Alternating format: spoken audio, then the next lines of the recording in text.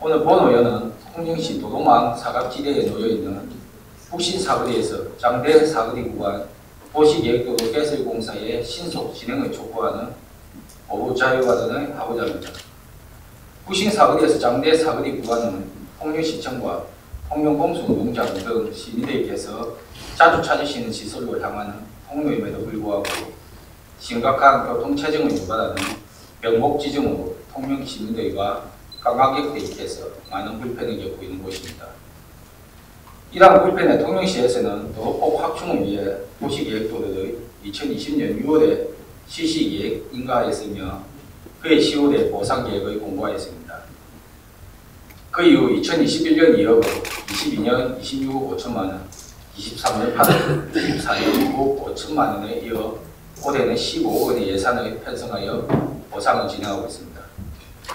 보상은 현재까지 북신 사거리 방면 CU 편의점에서 정착식당까지 완료되었으며 정착식당에서 장대 사거리까지 15필지 12동의 미보상 구간이 남아있습니다. 당초 추정 사업비는 146억 원이었으나 감정평가 결과 사업비가 183억 원으로 약 37억 원이 증가되어 사업 추진에 다소 지난 부분이 있습니다. 북신 사거리에서 장대 사거리 구간의 상가들 역시 공실이 많습니다. 그런데 이 상가들은 특히나 막막한 현실에 마주하고 있습니다. 도시계획도 개설 사업이 진행 중인 구역이기 때문에 임차인들의 입장에서는 보상이 철거가 이루어질 상가를 굳이 임차할 이유가 없습니다. 그렇기 때문에 건물이 임대되지도 않고 설상가상 건물의 누수 등의 하자가 발생하고 있는데도 임대인 입장에서는 보상이 예정된 건물에 막대한 금액을 지불하여 하자 보수를 실시할 수도 없으니 말 그대로 사면 초과 진퇴양난입니다. 문제는 이뿐만이 아닙니다. 지난 2016년 중앙동에서 도시계획도로 편입 보상이 완료된 빈집에 노숙인이 들어가 화재가 발생한 사고가 있었으며 최근에도 현재 우신동 보상구간 빈 건물에 노숙인이 거주하고 있었던 사실이 확인되었습니다. 다행히 큰 사고로 이어지진 않았지만 철거가 이루어지기 전까지 이 같은 안전 문제는 사라지지 않을 것입니다.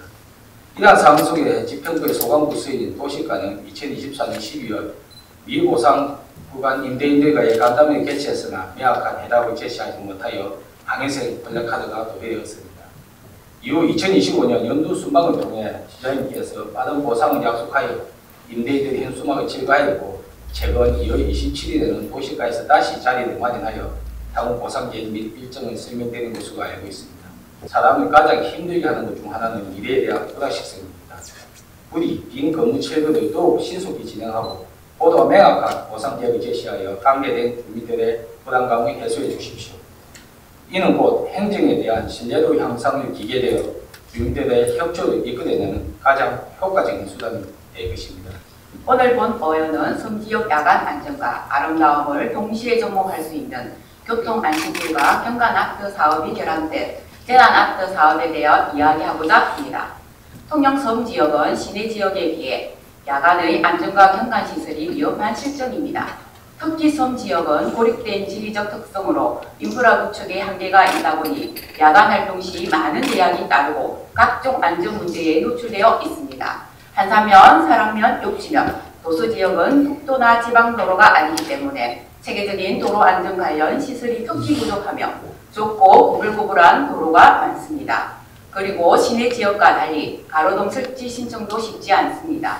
어렵게 몇 년에 걸쳐 겨우 설치해도 태풍 등의 영향으로 장부장이 많다 보니 작동하지 않은 곳이 많습니다. 저녁 7시가 넘어가면 마을은 그야말로 칠흑같이 어두워 문밖 출입이 쉽지 않은 현실입니다. 사정이 그렇다 보니 섬지역 주민들께서 야간 보행 환경, 교통안전 부분, 경관시설 설치에 대해 많은 건의를 하십니다. 마을의 좁은 골목길은 정보를 쉽게 알 수 있는 안전시설 등이 부족하다 보니 어두운 골목길에서 급격한 포도와 시야를 가리는 담벼, 적재된 물분 등은 교통사고를 유발하는 요인으로 작동합니다. 또한 야간 안전 확보가 되지 않는 골목길은 범죄 발생의 온상이 될 수 있으며 재난 발생 시 대피 경로 확보와 주민 간의 소통이 어려워 주민들의 안전을 위협할 수 있어 주민들의 불안감은 더 커지고 있습니다. 이는 야간 관광도시 통영의 이미지에도 영향을 줍니다.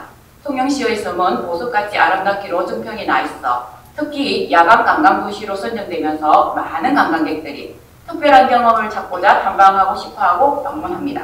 그러나 야간 경관 시설이 부족하다 보니 지리에 익숙하지 않은 관광객들에게 야간 관광은 그리 쉽지 않습니다.